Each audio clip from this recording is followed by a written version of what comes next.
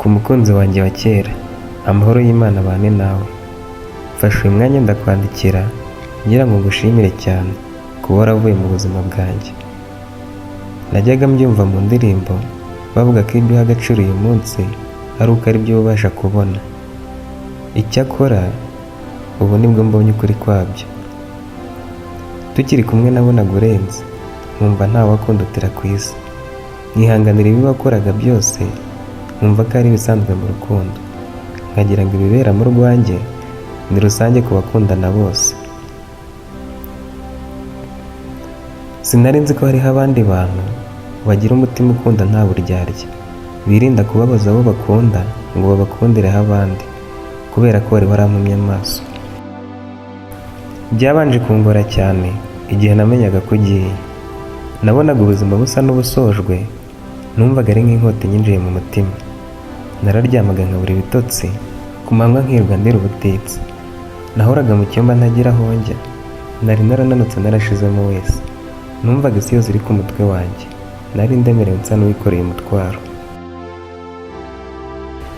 Ariko Imana yimenya byose, yimenye bya buri kiragano, yari izi ko ibyo nacagamo byose byari amahirwe atagira ingano. Ujya gusimbuka arabanza agasubira inyuma. Nawe wansubije inyuma bidasanzwe, ariko ubu narasimbutse nanone. Narenze agahinda wanteye ngo kure cyane ngera heza, aho ubu ntureje ndi kumwe n'undi unkunda cyane kuruta njye ubwanjye.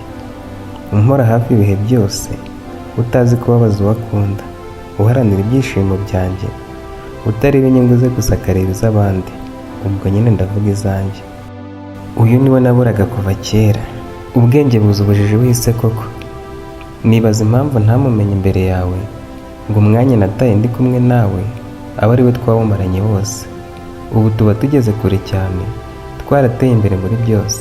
Urukundo nyakuri rwo ruturanga, rwa rundi ruvugwa mu ijambo ry'Imana, rwa rundi rwihanganira byose, rwa rundi rubabarira byose, rukagira neza ntirugire ishyari. Ndavuga urutirarira ngo rwiyemere, rutitwara mu buryo buteye isoni. Ndavuga rwa rundi rutivumbura, rutabika inzika y'inabi rwagiriwe. Ni rwa rundi rutishimira gukiranirwa, ahubwo rukishimira ukuri. Rwa rundi rutwikira byose, rwizera byose, rukiringira byose. Ni rwa rundi rwihanganira byose. Ndavuga rwa rukundo rw'ukuri, rwa rundi ruhoraho ntirushire. Sinkibabazwa nuko wagiye, cyangwa ngo nicuze igihe namaranye nawe. Burya nari ndi kwiga uko nzakunda undi uzaza. Ndavuga wari kuza nyuma yawe, akomora ibikomere wanteye, akanyereka urukundo nyarwo, urwo naburiye iwawe, kandi naramubonye. Yambereye icyomoro cy'umutima. Ubu nzi gukundwa icyo ari cyo. Ubu mfite amahoro yo mu mutima. Uwagusimbuye ndatera akikiriza, ntabwo akanyegura. Antera inkunga, akangira inama. Mbese yambereye marayika murinzi, nkawe mbere utaraba nka Satani, ngo umpemukire unsige mu gahinda. Wambereye isomo rikomeye cyane. Nubwo atari byiza kwigira ku ishavu, ariko nibyo bikugira intwari. Namenye ko nta kamaro uri ku isi. Buryo uwo ari we wese yagusiga akagenda, ariko abantu bose ntibateye kimwe. Hari abifuza gukora ibyiza bakabigaragaza no mu rukundo. Namenye yuko bidakwiriye kwinginga umuntu ngo agukunde. Iyo urukundo rukurimo, urarureka rukikorera ibyarwo. Urukundo nyakuri ntirubwirizwa kwigaragaza, ni kimwe n'umwotsi wo mu itanura, nta cyawubuza kugaragara. Urukundo rukomeye nk'urupfu, yewe ngo rukomeye nk'isuri. Byombi uwo bitwaye ntagaruka, n'iyo agarutse agaruka ukundi. Ugihari wamfungiraga umuryango, ukabuza abakwiriye kwinjira. Kuba waragiye mbifata nk'amahirwe, niyo mpamvu nanjye nkwifuriza ibyiza, ngo uzahirwe mu buzima bwawe.